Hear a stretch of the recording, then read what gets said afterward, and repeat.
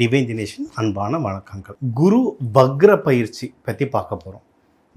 மே மாதம் எண்டில் தான் குரு பயிற்சி நடந்தது. அப்புறம் அக்டோபர் ஸ்டார்டிங்கில் வந்து நம்ம என்ன சொன்னோம்னா குரு அதிசாரம் நடந்தது. இது என்னங்க புதுசாக வக்ர பயிற்சி அப்படின்னு கேட்டிங்கன்னா, என்ன இவ்வளோ வருது, நான் எதை தான் ஃபாலோ பண்ணுறதுன்னு கேட்டிங்கன்னா, இது வந்து கோள்கள் கிரகம் ஒரு வட்ட பாதையில் வருது, ஒரு இடத்துல நிற்கும், திருப்பியும் பின்னாடி போகும், முன்னாடி போகும், திருப்பியும் ஸ்டார்ட் ஆகும். அந்த மாதிரி தான். ஸோ இப்போ நம்ம வந்து வக்ர பயிற்சி பார்த்துக்கிறோம். மே மாதம் ஒரு 22 அந்த டைமில் வந்து குரு பயிற்சி நடந்தது. அதாவது ரிஷபத்துலேருந்து மிதுனத்துக்கு வந்தார். சூப்பர். அதுக்கப்புறம் இங்கே வந்து மிதுனத்தில் ஒரு வருஷம் இருக்கணும். ஆனால் இப்போ அந்த கிரகம் வந்து கொஞ்சம் ஃபாஸ்ட்டாக போச்சு. ஸோ கடக ராசிக்கு கொஞ்ச நாள் வந்தது. ஒரு அக்டோபர் 18 அந்த மாதிரி வந்தது. அக்டோபர் 18லேருந்து ஒரு நவம்பர் 11 வரைக்கும் இருக்குது. சரி, இப்போவும் நவம்பர் 11 தான் இருக்குது. இருந்தாலும் கொஞ்சம் டிகிரிகள் பின்னாடி போகும். அதுதான் பின்னாடி போகிறது தான் வக்ரம் அப்படின்னு சொல்கிறோம். இப்போ இந்த வக்ர பயிற்சினால சில பலன்கள் ஒவ்வொரு ராசிக்கும் மாறப்போகுது. குருன்றது சுபகிரகம், அதனால் நல்லதே தான் நடக்க போகுது. வீடு மாறுதுன்னா அச்சச்சோ என்ன நடக்கும்னு பயப்படுறதுக்கு இல்லை. ஒரு வீடு மாறும்போது அதோடைய பலன்கள் மாறும். எப்படி இருந்தாலும் நம்மளுக்கு நல்லதான். ஒவ்வொரு வீட்டுக்கும் ஒவ்வொரு பலன் இருக்குது. ஸோ இப்போ நம்மளுக்கு ஒரு வீட்டில் இருந்தது ஒரு பலன் இருந்தது, இப்போ அடுத்த வீட்டுக்கு மூவ் ஆகும்போது இன்னொரு நல்ல பலன் வரப்போகுது. அது என்னென்ன பலன்றதோ மேஷம் முதல் மீனம் வரைக்கும் நம்ம ஒவ்வொன்றும் இப்போ நம்ம பார்த்துட்டு வர போகிறோம். உழைப்பால் உயர்றவங்க, இன்னொன்று சாப்பிட ரொம்ப பிடிக்கும், வயிறார சாப்பிடுவாங்க, நல்லா ரெஸ்ட் எடுப்பாங்க, சொகவாசி. அந்த சொகவாசி தான் மகர ராசி. நல்லா உடச்சிட்டு டீப் ரெஸ்ட் எடுக்கிறவங்க, அடித்து போட்ட மாதிரி தூங்குறான் பாருன்னுவாங்க. அந்த மாதிரி நல்ல ரெஸ்ட் எடுக்கிறவங்க தான் மகர ராசி. ஸோ இந்த மகர ராசிக்கு இந்த குரு வக்ர பயிற்சி எப்படி இருக்க போகுது? சரி, நீங்கள் ஏற்கனவே ஜாக்பாட்டில் தான் இருக்கீங்க. ஏன்னா குரு பகவான் உங்களை பார்த்துட்ருக்காரு. ஸோ இந்த வக்ரம் ஆனாலுமே உங்களுக்கு வந்து திருப்பி உங்களுடைய தனஸ்தானத்தை தான் பார்ப்பார். அதனால் எப்படி இருந்தாலும் நம்மளுக்கு நல்லது தான். நம்மளே பார்த்தாருனாலும் நம்மளுக்கு எல்லா விஷயமும் நடக்கும்.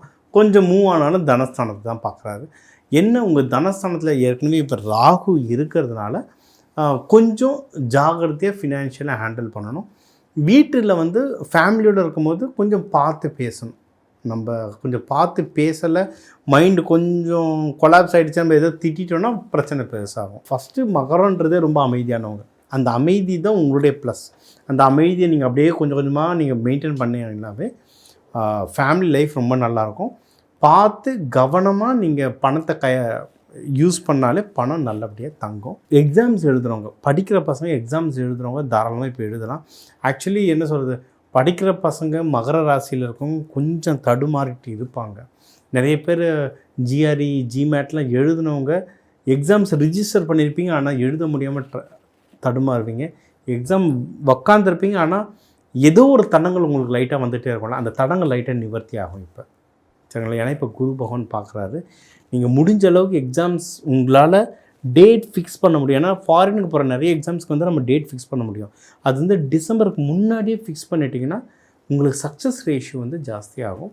அதேமாரி உங்களோட இளைய சகோதரர்கள், ஆஃபீஸர் ஜூனியர்ஸ் யார்கிட்டயாவது பேசி சில வேலைகள் உங்களுக்கு நடத்திக்கணுன்னாலும் நீங்கள் வந்து இந்த டிசம்பர் 5க்குள்ளே பண்ணலாம். ஏன்னா உங்களுக்கு வந்து இளைய சகோதரர்கிட்ட இருந்து கொஞ்சம் இஷ்யூஸ் வர்றதுக்கு வந்து வாய்ப்பு இருக்குது. ஏன்னா சனி பகவான் இருக்கிறதுனால.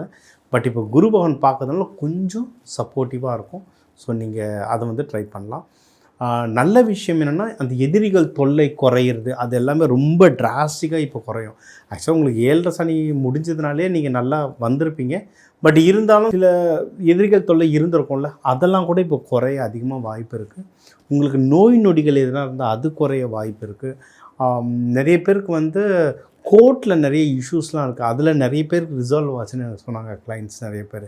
ஸோ அதுவும் உங்களுக்கு வந்து ரிசால்வ் ஆகிறதுக்கு நிறைய இருக்குது.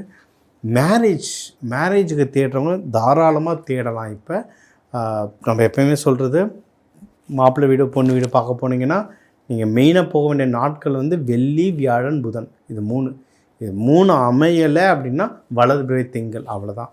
லீவு கிடைக்குதுன்னு சாட்டர்டே சண்டே போகாதீங்க. அது பெருசாக சக்ஸஸ் ரேஷியோ வரலை. சரி, அப்படி கல்யாணம் ஏற்கனவே ஃபிக்ஸ் ஆகிடுச்சு. இப்போ நேற்று ஒரு கிளைண்ட் அவங்க வந்து ரொம்ப வருஷமாக லவ் பண்ணுறாங்க, 8 வருஷமாக. கல்யாணம் டேட் ஃபிக்ஸ் பண்ண முடியாமல் அவஸ்தைப்பட்டாங்க. அவங்களுக்கு இந்த டேட்டு கொடுத்துருக்கோம். ஸோ ஏற்கனவே ஃபிக்ஸ் ஆனவங்க வந்து நீங்கள் கல்யாணம் பண்ணுறதுக்கும் இது வந்து சரியான டைம். இந்த டைமில் நீங்கள் பண்ணலாம். ஏன்னா உங்களுடைய 12ஆம் வீட்டையும் குரு பகவான் பார்க்கறதுனால சுப செலவுகள் நடக்கும். ஸோ எப்படியே செலவுகள்னு இருக்குது, அதை வந்து சுப செலவாக நம்ம மாற்றிடணும். ஓகேவா? இப்போ கல்யாணம்னா சுப செலவு, இப்போ வீடு வண்டி வாங்கணும்னா சுப செலவு. அதை ட்ரை பண்ணுறவங்க நீங்கள் தாராளமாக ட்ரை பண்ணலாம். முடிஞ்ச அளவுக்கு கல்யாணம் உங்களுக்கு கை கூடுறதுக்கு வந்து ரொம்ப அதிகமாக வாய்ப்பு இருக்குது. இன்னொன்று, வேலையில் வளர்கிறதுக்கும் உங்களுக்கு வந்து ஜாஸ்தியான வாய்ப்பு இருக்குது. வேலைகளில் ப்ரொமோஷன் வர்றதுக்கு அதிகமான வாய்ப்புகள் இருக்குது. நீங்கள் முடிஞ்ச அளவுக்கு டிசம்பர் 4க்குள்ளேயே ப்ரமோஷனுக்கு தேவையான மெயில், டாக்குமெண்ட்ஸ், ஏன்னா நம்ம வந்து ஒரு ப்ரூஃப் மாதிரி எழுதுவோம், நான் இந்த வருஷம் இதெல்லாம் சாதிச்சேன்னு.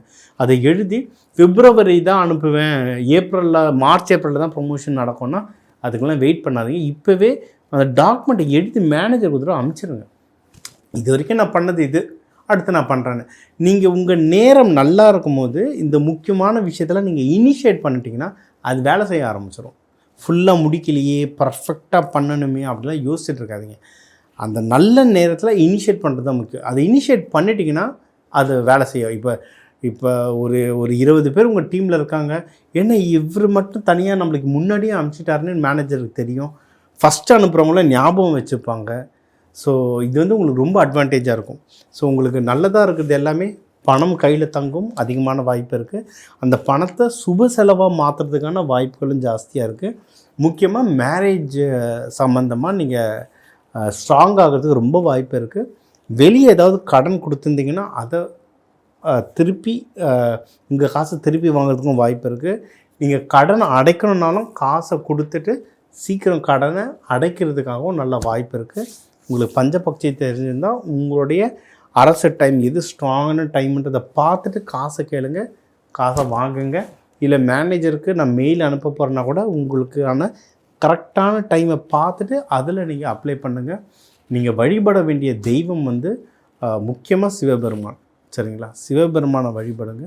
இன்னொன்று வராகமூர்த்தி, அதாவது திருவோணத்துலலாம் நீங்கள் பிறந்திருந்தீங்கன்னா வராகமூர்த்தி வந்து உங்களுக்கு ரொம்ப பவராக இருக்கும். அது இப்போ தான் காந்தாரா வேறு ரிலீஸ் ஆச்சு. வராகமூர்த்தி இல்லை வராகி அம்மன், இவங்கள வழிபட்டாலும் நீங்கள் வந்து ரொம்ப நல்லது. உங்களுக்கு ராசியான நாட்கள் வந்து சனிக்கிழமைங்க. சனிக்கிழமை சனி ஹோரையில் போய் வழிபட்டிங்கன்னா உங்களுக்கு அதோடைய பவர் வந்து ரொம்ப ஜாஸ்தியாக இருக்கும். இது ஒன்று. ட்ரெஸ்ஸஸ்ன்னு பார்த்திங்கன்னா முடிஞ்ச அளவுக்கு பட்டு, ரொம்ப க்ரீமி பட்டு ட்ரெஸ்ஸு போட்டுறது நல்லது. நான் ஆஃபீஸுக்கு பட்டு துணிலாம் உடுத்த முடியாதுன்னா பட்டில் கர்ச்சீப் வாங்கிக்கோங்க. அதை வந்து யாரும் அவ்வளோ நோட்டீஸ் பண்ண போகிறதில்ல. பட்டில் கர்ச்சீப் வாங்கிட்டு கர்ச்சீப்பை வச்சுக்கோங்க. அந்த பட்டு வந்து, ஏன்னா சுக்கிரன்றது வந்து சனி பகவானுக்கு வந்து ரொம்ப நல்லவர், ரொம்ப ஃப்ரெண்ட்ஸ் அவங்க. ஸோ அந்த பட்டு உரச உங்களுக்கு அந்த சுக்கிரனோட ஆற்றல் ஜாஸ்தி ஆகிட்டே இருக்கும். அது இப்போ வேறு நம்ம பணம் வரப்போகுது, கல்யாணம் ஆக போகுதுன்னு சொல்லியிருக்கோம். ஸோ உங்களுக்கு சுக்கிரன் எனர்ஜி வந்து அதை உங்களுக்கு ஆக்கர்ஷம் வந்து அதிகமாகிட்டே இருக்கும். முடிஞ்ச அளவுக்கு நீங்கள் அன்னதானம் பண்ணலாம். அன்னதானம் பண்ணும்போது எப்போவுமே ஒரு வாட்டர் பாட்டில் கொடுங்க. நீங்கள் வந்து என்ன சொல்கிறது, ஒரு 20 ரூபாய்க்கு ஒரு சின்ன சாப்பாடோ ஏதோ ஒரு ஸ்நாக்ஸ் வாங்கி கொடுத்தீங்கன்னா கூட ஒரு 10 ரூபாய்க்கு ஒரு சின்ன வாட்டர் பாட்டில் வாங்கிக்கோங்க. எப்போவுமே அன்னதானம் வந்து திடப்பொருள் கூட தண்ணியும் சேர்த்து வச்சாதான் அது வந்து ஒரு முழுமையான அன்னதானம். அதை நீங்கள் பண்ணும் போதும் உங்களுக்கு வந்து ரொம்ப ரொம்ப நல்ல பயிற்சி வரும். ஸோ இந்த குரு வக்ரம் உங்களுக்கு நல்லபடியாக அமையும்ன்ற வாழ்த்துக்களோடு நிறைவு பெறுகிறேன். ஸோ நம்ம வந்து குரு வக்ரம் பற்றி நம்ம பார்த்துட்டு வரோம். ஸோ குருவோடைய வக்ரம் எப்போ, டேட் என்ன, நவம்பர் 11லேருந்து டிசம்பர் 4 வரைக்கும் தீவிரமாக இருக்கும் வக்ரம். அந்த 4ன்றது டிசம்பர் 10 வரைக்கும்னே நீங்கள் சொல்லலாம். ஆல்மோஸ்ட் ஒரு மாதமே உங்களுக்கு அதோடைய தாக்கம் இருக்கும். இந்த வக்ரம் வந்து எப்படின்னா கடகத்துலேருந்து நடக்குது, சரிங்களா? இப்போ கடகத்துக்கு தான் அதிசாரத்தில் வந்தது. வக்ரம்ன்றது பின்னோக்கி போகுது. கடகத்து உள்ளேயே அந்த டிகிரி மாறிட்டே போகுது, மேலே பேக்வேர்ட் போயிட்டே இருக்குது, மிதுனத்தை நோக்கி போயிட்டே இருக்குது. ஸோ இந்த ஒரு மாதம் வந்து கடகத்து உள்ளே வக்ரம். அதனால் கொஞ்சம் பலன்கள் மாறும்.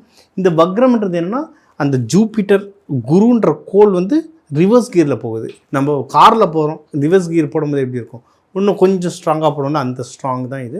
இதுக்கப்புறம் மிதுனத்தில் வந்து கிட்டத்தட்ட ஒரு டிசம்பர் 5 மிதுனம் போயிடும். அதுலேருந்து ஒரு 90 டேஸ், மார்ச் 11, 2006 வரைக்கும் இருக்கும், ஒரு 90 டேஸ். அது ஒரு குரு வக்ரம் தான். நம்மளுக்கு சூழ்நிலைகள் அமைச்சா நம்ம அதை பற்றி ஒரு தனி பதிவு போடுவோம். ஸோ இந்த ஒரு மாதத்துக்கான குரு வக்ரம் ஒரு ராசியும் என்னென்ன பண்ணணும், எந்த தெய்வத்தை வழிபடணும், எந்த மாதிரி துணிகள் நீங்கள் உடுத்தணும், எந்த மாதிரி தானங்கள் கொடுக்கணும், எந்தெந்த விஷயங்கள் நீங்கள் பண்ணால் நல்லது கெட்டது, இது ஒவ்வொன்றும் நம்ம பிரித்து ஒரு ராசிக்கும் நம்ம சொல்லியிருக்கோம். இது வந்து நிறைய பேர் வந்து இது எனக்கு ஒர்க் ஆகலை அப்படின்லாம் சொல்லியிருக்கோம். அப்படிலாம் இல்லை. ஒர்க் ஆகலைன்னா அது எப்படி நம்ம வந்து ஒரு இது நம்பிக்கையாக சொல்லலை. இந்த கிரகம் மேலே மாறுது. குருன்ற ஒரு கோள் வந்து நிஜமாலே அந்த வட்டப்பாதையிலேருந்து திருப்பி ரிவர்ஸ் போகுது. இது வந்து ஒரு சயின்ஸ். நீங்கள் பேட்டர்ன் நீங்கள் பார்த்தீங்கன்னா ஒரு வாரமாகவே இன்றைக்கினா 22ஆம் ஷூட் எடுக்கிறோன்னா லாஸ்ட் ஒரு வாரமாகவே அதுக்கு முன்னாடி பார்த்தீங்கன்னா நீங்கள் வந்து ஒரு 6 மாதத்துக்கு முன்னாடி நடந்த விஷயம் உங்களுக்கு திருப்பி நடக்கும். நீங்கள் மே மாதம் அந்த டைமில் உங்களுக்கு நீங்கள் சில பேர்கிட்ட பேசியிருப்பீங்க. அந்த மக்கள் ஒரு 6 மாதம் கேப் கழிச்சு இப்போ உங்கள்கிட்ட திருப்பி ஃபோனில் பேசுவாங்க. இந்த மாதிரி நிகழ்ச்சிகள் நடக்கும். இதுதான் பேட்டர்ன். ஒரு கிரகம் நகரும் போது ஒரு விஷயத்தை தூண்டும். உங்கள் லைஃப்பில் நடக்கும். இது எல்லாருக்கும் நடக்கும். யார் யாருக்கு நடந்திருக்குன்றதை கமெண்ட்டில் போடுங்க. இதுலேயே உங்களுக்கு தெரிஞ்சிடும் இது எவ்வளவு அக்யூரேட்டாக நடக்குதுன்றது. உங்களுக்கு உங்கள் தனிப்பட்ட ஜாதகத்துக்கு இன்னும் தெளிவாக வேணும், உங்களுக்கு கல்யாணத்தை பற்றியோ இல்லை வேலை இல்லை பிஸ்னஸ் எது சம்மந்தமாக வாழ்க்கையில் எது சம்மந்தமான விஷயங்கள் கேட்கணுனாலும் என்னை தாராளமாக தொடர்பு கொள்ளலாம். உங்கள் ராசி லக்னம் நட்சத்திரத்துக்கு ஏற்ற மாதிரி நம்ம இன்னும் டீப்பாக எந்த கடவுளை வழிபடணும், இந்த குரு அதிசாரமோ வக்ரமோ இல்லை வக்ரம் மிதுனம் போயிட்டு பார்க்குமோ இல்லை ஓவரால் லைஃபுக்கு எப்படி நம்ம வாழ்க்கையை எடுத்துகிட்டு போனால் நம்ம வாழ்க்கையில் இன்னும் முன்னேறிட்டே போக முடியுன்றது இன்னும் தெளிவான விளக்கத்தை வந்து என்னால் இன்னும் அதிகமாக கொடுக்க முடியும். உங்கள் எல்லாருக்குமே இந்த குரு வக்ர பயிற்சி நல்லதாகவே நடக்கணும். குருன்றது ஒரு முழு சுபகிரகம். அந்த சுபகிரகத்தில் உங்களுக்கு எல்லாருக்குமே எல்லாமே நல்லதே நடக்க வாழ்க வளமுடன்.